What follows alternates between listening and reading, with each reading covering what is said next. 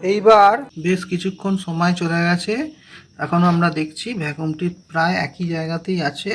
যদি এর মধ্যে লিক থাকতো তাহলে কি হতো না, তাহলে এই ভ্যাকুমটা আমাদের জিরোর দিকে চলে আসতো। ওকে, তো এইবার আমরা গ্যাস চার্জিং করব। হাইড্রোকার্বন ব্লেন্ড, এরপর আমাদের হাইড্রোকার্বন ব্লেন্ড রেফ্রিজারেন্ট রয়েছে। দেখো অলরেডি লেখা আছে এই ব্লেন্ড রেফ্রিজারেন্টের ক্যানের মধ্যে হাইড্রোকার্বন, ঠিক আছে, রিপ্লেস 134A। তো এই গ্যাসের সিলিন্ডারটার মাধ্যমে আমি গ্যাস দেবো। তো প্রথমে কি করব, এর ঢাকনাটা খুলব। দেখো ঢাকনাটা খুলব আমি।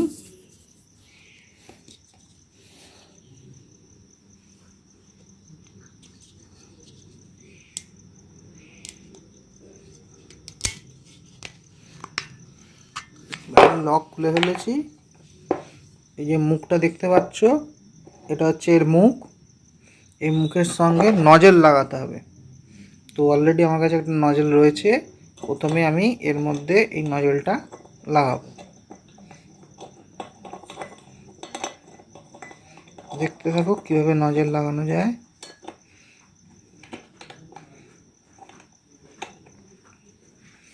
দেখো আমি নজেলটা এই যে এইখানে ঢুকিয়ে এইভাবে নজেল আটকে গেল।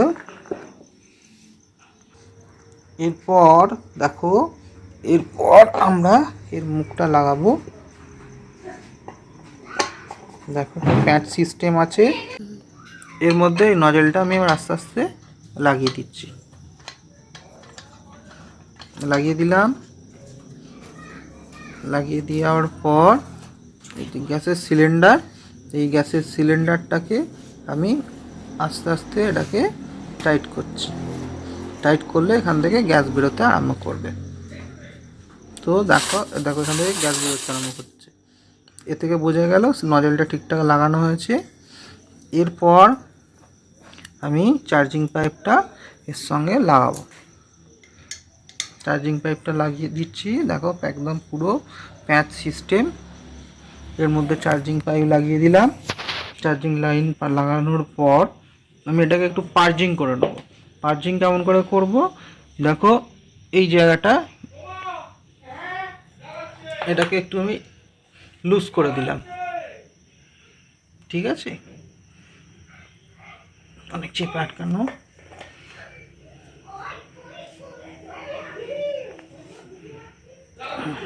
একটু লুজ করে দিলাম। লুজ করে দেওয়ার পর সিলিন্ডারটাকে আমি উল্টাবো। সিলিন্ডারটাকে উল্টে গ্যাসটাকে আমি ওদিক থেকে এটা করা দেখতে পেলে পার্জিং করা হলো। এটাকে উল্টে এখান থেকে হালকা লিক করছে, ভালো করে আটকালাম। উল্টে এটাকে আমি খুলে দিলাম। এর মধ্যে গ্যাস যেতে আরম্ভ করে। গ্যাস যাচ্ছে কি করে বুঝবো, এখানটা করে ঠান্ডা হতে আরম্ভ করবে। ঠান্ডা হবে, তা থেকে আমি বুঝতে পারবো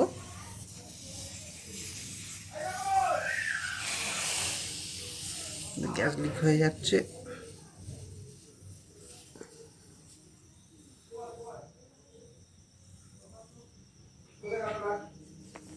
আর এখানে প্রেসার কত আছে, এখানে আমার প্রেসার রয়েছে প্রায় 40 থেকে 45।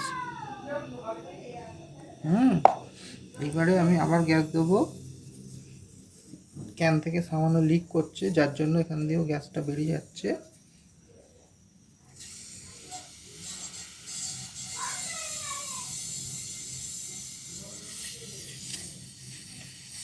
ক্যানটা একটু সমস্যা হয়েছে দেখে মনে হচ্ছে। যাতে পাওয়ার দিলাম, দিয়ে এবার আমি রেফ্রিজারেটরটাকে স্টার্ট করব। এরপর রেফ্রিজারেটরটি স্টার্ট হয়ে গেছে এবং আমরা এখানে দেখব ব্যাক প্রেসার কত থাকছে।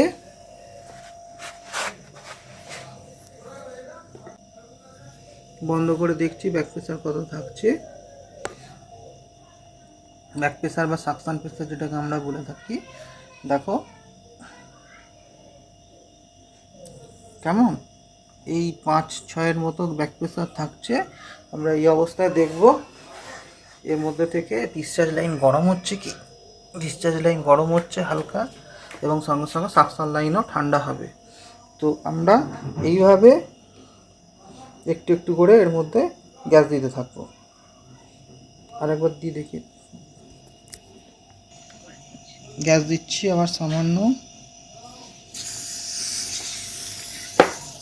গ্যাস অনেকটা লিক করে যাচ্ছে, হাবলটা মনে হচ্ছে খারাপ হয়ে গেছে, কিন্তু আমি রানিংয়ে এর মধ্যে গ্যাস দিয়ে দিলাম কিছুটা।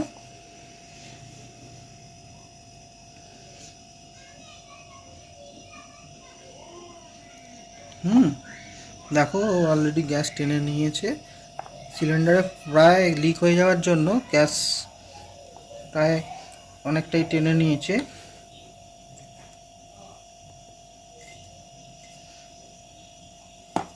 এবার আমি এটাকে আবার বন্ধ করে দিচ্ছি। বন্ধ করে দিয়ে আমি ওয়েট করবো ব্যাক প্রেসার কত থাকে, ততক্ষণে আবার আমি এটাকে খুলে দেবো।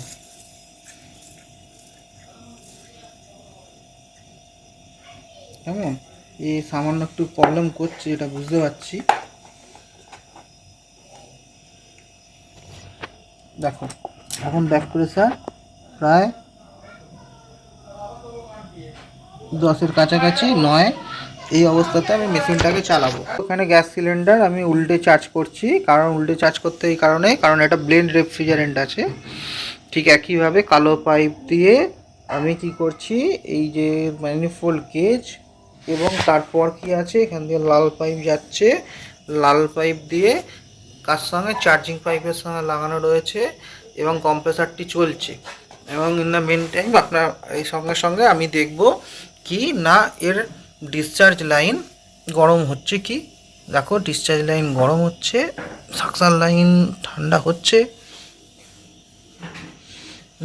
একটু সমস্যা হয়েছে যেটা মনে হচ্ছে, সেটা হচ্ছে একটা জায়গায় মনে হচ্ছে লিক আছে। কারণ এই যে জায়গাটা, এটা তেল তেলে তো হওয়া উচিত না। গ্যাস বেরিয়ে গেলেই একমাত্র এখানটা তেল তেলে হবে।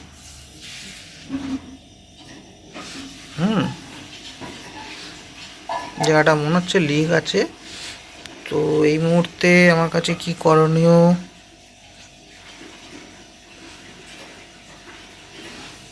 এই মুহূর্তে করার কিছু নেই আমার কাছে। দেখি কি করা যায়। তেল তো বেরোনোর কথা নয়, না বেরোচ্ছে কিছু বুঝতে পারছি না। একবার লিক টেস্টিং করতে হবে আমাকে, যে ফাইনালি এটা লিক আছে কিনা।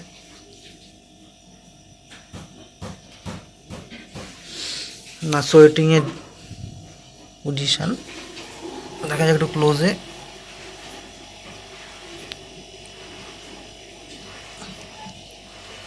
দেখ একটু আমরা দেখি যে লিক আছে কিনা।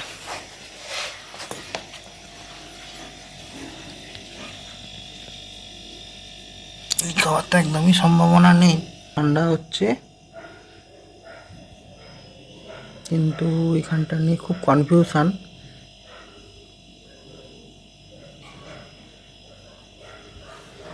ব্যাক প্রেসার প্রায় 5-এতে আছে। কেমন,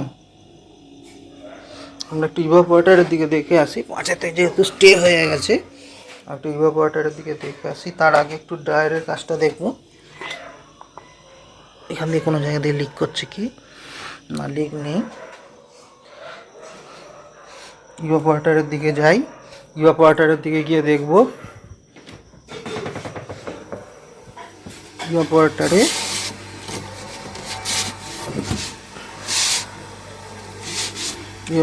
প্রায় ফুল কয়েলে আইস চলে এসছে। আমরা যদি দেখি অলরেডি বরফ জমতে আরম্ভ করে দিয়েছে, ঠিক আছে। কিন্তু তারপরেও একটু কনফিউশন রয়ে গেল। ওখানটা করে একটু তেল জাতীয় জিনিস যেহেতু পেয়েছি। 5 ব্যাক প্রেসারেও এ কিন্তু ভালো কুলিং এফেক্ট দিচ্ছে। তো হিসেব অনুযায়ী আমাকে আরেকটু গ্যাস দিতে হবে।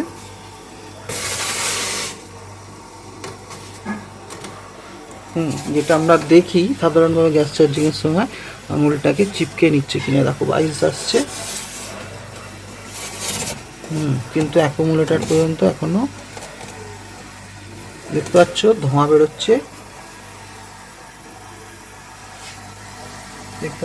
বেরোচ্ছে, তো এইভাবে অ্যাডজাস্ট করে আমরা ব্যাক প্রেসার দেখে গ্যাস চার্জিংটা করব। ওকে, তো মেশিন চলুক, আমরা একটু পিছন দিকে যাব গ্যাস চার্জিংটা ঠিকঠাক হচ্ছে কিনা দেখার জন্য। আচ্ছা, যে জায়গাটা নিয়ে একটু কনফিউশন ছিল সেখানটা ভালো করে দেখছি, কিন্তু এখানে কোনো লিক হওয়ার সম্ভাবনা নেই। যা ব্রিজিং করা আছে একদম ওকে ব্রিজিং করা আছে। কিন্তু আপাতত ডিসচার্জ লাইনও গরম হচ্ছে, বডি কন্ডেন্সার বডি গরম হবে, বডিও গরম হচ্ছে, কিন্তু সামান্য হিসাব অনুযায়ী সামান্য একটু ব্যাক প্রেসার রাখতে হবে। ব্যাক প্রেসার বাড়ালে তবে এটা অ্যাপ্রোপ্রিয়েট ঠান্ডা হবে। তো আমার ব্যাক প্রেসার কতটা আছে এখনও, ঠিক সেই 5-তেই আটকে আছে, 5-তেই আটকে আছে। একটু ব্যাক প্রেসার বাড়াবো।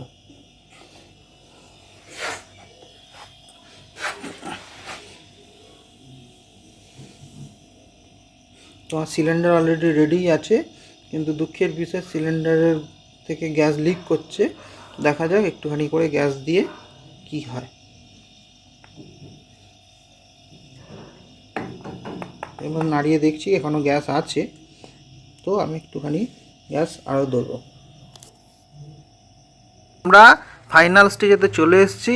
ফাইনালি রেফ্রিজারেটর ঠান্ডা হচ্ছে কি না এটা আমরা চেক করব। তো দেখো রেফ্রিজারেটরটা ঠান্ডা হচ্ছে কি না। সো আমাদের অলরেডি গ্যাস চার্জিং কমপ্লিট। দেখো ও আমার হেল্পার আর মেয়ে দরজা খুলে দিল। হ্যাঁ, রেফ্রিজারেটরের মধ্যে চলে এসেছি অলরেডি। দেখো ধোঁয়া বেরোচ্ছে, এবং দেখতে পাচ্ছ এই রেফ্রিজারেটরের মধ্যে বরফ জমে গেছে, মোটা বরফ, এবং একটা ট্রেতে করে আমি বরফ জমাতে দিয়েছি একটা বাটিতে করে, এবং বাটিও মধ্যে যা বরফ আছে একদম সলিড বরফ হয়ে গেছে, ধোঁয়া বেরোচ্ছে, এবং ভালো রকম শুনতে পাচ্ছ নিশ্চয়ই, এর মধ্যে পাসিং সাউন্ড হচ্ছে, কেমন। এবং রেফ্রিজারেটরটি একদম আপাতত ওকে ঠান্ডা দিচ্ছে। এরপর আমরা চলে যাব আপাতত রেফ্রিজারেটরের যা পজিশান আছে সেই জায়গায়। থার্মোস্ট্যাট সুইচ এখনও পর্যন্ত একদম ফুল হাইতে করা আছে, এবং দেখতে পাচ্ছি যে থার্মোস্ট্যাট সুইচও অটোমেটিক অফ অন করছে, কাজ করছে, কেমন। তো আজ আমরা কিছুক্ষণ এটাকে চালিয়ে কিছু সময় ধরে এটাকে কি করব, টেস্টিং করব যে ঠিকঠাক পারফরমেন্স দিচ্ছে কি না। তারপর ফাইনালি এটাকে ডেলিভারি দেবো। দেখতে পাচ্ছ আমরা এখানে কি করছি না, এটাকে ডেলিভারি দেওয়ার আগে একদম ফাইনালি দেখে নিচ্ছি যে এর মধ্যে কিছু প্রবলেম আছে কি না। ওকে, তোমরা নিশ্চয়ই দেখতে পাচ্ছ রেফ্রিজারেটরটি এখনও চার্জিং পাইপের সঙ্গে চার্জিং হোজ লাগানো রয়েছে এবং আন্ডার এক্সপেরিমেন্টে রয়েছে। হ্যাঁ, তো ফাইনালি চার্জিং পাইপ সিলিং করার আগে আমরা এটার মধ্যে টুকটাক যা দেখার দেখে নেব। যেমন ধরো এখানে আমি সাকশন লাইনে দেখব হাত দিয়ে ঠান্ডা আসছে কি না, বা নর্মাল টেম্পারেচার গ্যাস আসছে কি না। তার সঙ্গে সঙ্গে এর সঙ্গে দেখব ডিসচার্জ লাইন, মানে কম্প্রেসার থেকে যেটা আউটপুট হচ্ছে ডিসচার্জ লাইন গরম হচ্ছে কি না। ভালো রকমই গরম হচ্ছে, ডিসচার্জ লাইন দেখো গরম হচ্ছে কি না, কেমন। আর তার সঙ্গে দেখতে পাচ্ছ চার্জিং লাইনের সঙ্গে আমার অলরেডি গেজ ম্যানিফোল্ড লাগানো আছে একটা লাল রঙের হোস পাইপের মাধ্যমে। এবং এখানে আমরা ব্যাক প্রেসার দেখতে পাচ্ছি কত না, এখানে আমাদের ব্যাক প্রেসার 5-এর থেকে সামান্য বেশি আছে, ঠিক আছে। বাট এখন যেহেতু হাইতে রেখে প্রপার কুলিং হচ্ছে, তাই জন্য আমরা আর নতুন করে রেফ্রিজারেন্ট বা গ্যাস দিচ্ছি না, এবং আমরা আমাদের ভিডিও এখানেই শেষ করছি। আমাদের রেফ্রিজারেটরে গ্যাস চার্জিং করে ইভাপোরেটর চেঞ্জিং কমপ্লিট হয়ে গেছে, কেমন। তো তোমরা এইভাবে নলেজ গেইন করে বা অভিজ্ঞতা সঞ্চয় করে নিজেদের মতো করে রেফ্রিজারেটারে ইভাপোরেটর চেঞ্জিং করে গ্যাস চার্জিং করতে পারো। এখানে কিছু কিছু জিনিস যেগুলো আমি নিজস্ব পন্থা অবলম্বন করেছি, একদম যে রুলস অ্যান্ড রেগুলেশন মেনে যে করেছি তা নয়, কিন্তু টোটালি লোকাল প্রসেস। এবার যে যার মতো করে কাজটি কমপ্লিট করতে পারো। আমার ভিডিও এখানেই শেষ করলাম। আমি চাইবো যে এই ধরনের কাজ তোমরা কাজ করার আগে এই ভিডিও দেখবে এবং এখান থেকে কিছু অভিজ্ঞতা সঞ্চয় করবে। ওকে, বাই বাই। আবার দেখা হবে নেক্সট ভিডিও নিয়ে। যারা আমার ভিডিও দেখছো তাদেরকে অনুরোধ রইল, যদি ভিডিওটি ভালো লেগে থাকে এবং তোমাদের কোনো কাজে লাগে বা তোমরা যদি এটা নিয়ে ভবিষ্যতে কোনো এক্সপেরিমেন্ট করতে চাও, অবশ্যই টিচারের গাইডেন্সে বা কোনো এক্সপিরিয়েন্স লোকের গাইডেন্সে করবে। কিন্তু আমার এই কাজটি তোমাদের যদি কোনো কাজে লাগে বা তোমাদের কোনো অভিজ্ঞতা সঞ্চয়ের কাজে লাগে তাহলে খুশি হব। তাই সবাইয়ের কাছে অনুরোধ রইল, চ্যানেলটি সাবস্ক্রাইব করো। Tata, bye bye.